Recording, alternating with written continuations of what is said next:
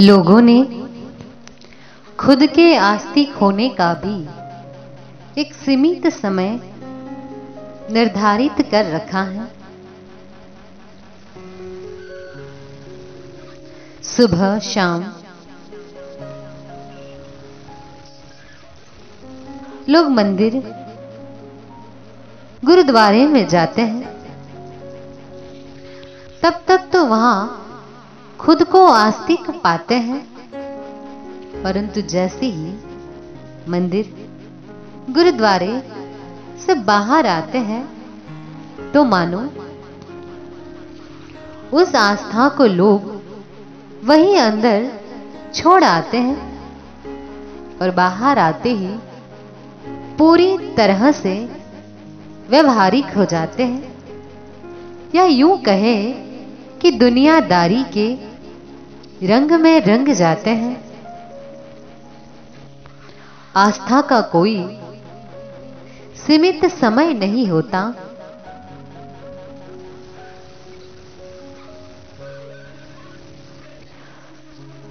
हर गुजरते पल के साथ हमारा आस्तिक होना बहुत जरूरी है। हम अपनी सुविधा अनुसार हमारे आस्तिक होने का सीमित समय निश्चित नहीं कर सकते।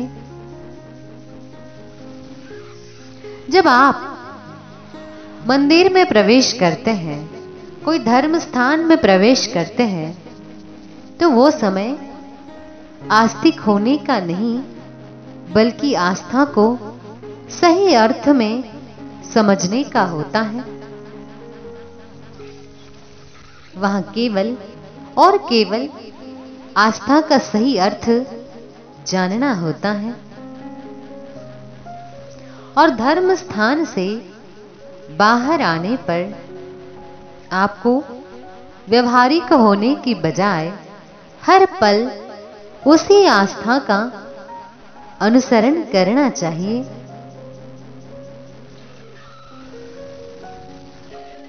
आप दिल की गहराइयों से ये बात बहुत अच्छे से जानते हैं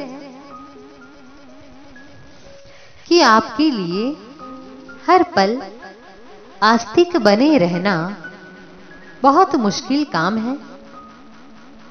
शायद इसीलिए ही लोगों ने अपनी इस आस्था को भी एक सीमित समय में बांध दिया है और अपना बाकी का समय व्यवहारिक होने को दे दिया है। आस्था का सही अर्थ उन सभी लोगों को, उनकी बातों को, उनके विचारों को समझने में है जो कि पहले चरण में हमें गलत नजर आते हैं। आस्था वो शक्ति है जिसके बलबूते हम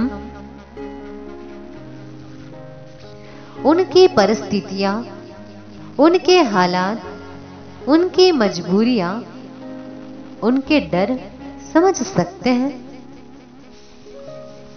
आस्था वो शक्ति है जो हमें इस दूसरे चरण की तरफ भेजती है, जो हमें हर पल ये एहसास करवाती है कि पूरे सच से तो हम भी अवगत नहीं हैं। तो कैसे हम किसी दूसरे के बारे में इतनी जल्दी कोई राय कायम कर सकते हैं? आस्था वो शक्ति है जो ये बताती है कि हर किसी ने अपने जीवन में बहुत कुछ सहा है जिससे हम अनजान हैं। इसीलिए हमें किसी को भी सही या गलत ठहराने का कोई अधिकार नहीं है।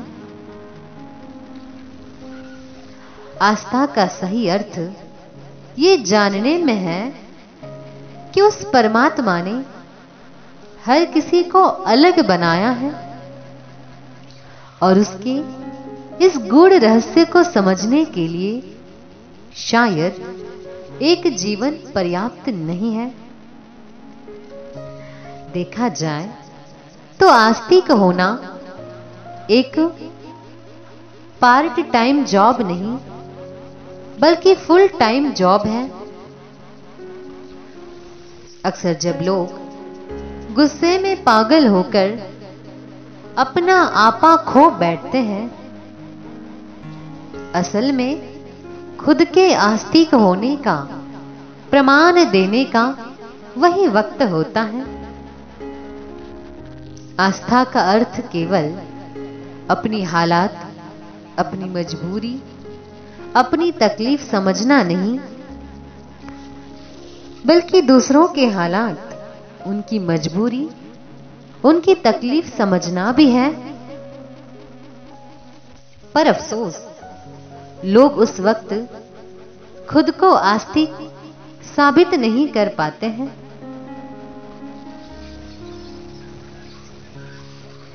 जब कोई हमारा अपना किसी मदद की उम्मीद लगाए हमारे पास होता है, उस वक्त हम या तो कोई बहाना खोज रहे होते हैं या उसका कोई स्वार्थ ढूंढने की कोशिश कर रहे होते हैं या उसकी पुरानी गलतियां उसके सामने दोहराने लगते हैं। हम उसकी मदद करके खुद को आस्तिक साबित कर सकते थे, परंतु यहां भी हम खुद को नास्तिक साबित कर देते हैं। पहले दूसरों की बुराइयां गिनवाना, फिर उन बुराइयों के नाम पर खुद अपना दायरा छोटा करना, अपनी पारिवारिक और सामाजिक जिम्मेदारियों से पीछे हट जाना, खुद को कायर कहने के बजाय दूसरों में कमियां ढूंढना, उनकी हर गलतियों को दोहराते रहना,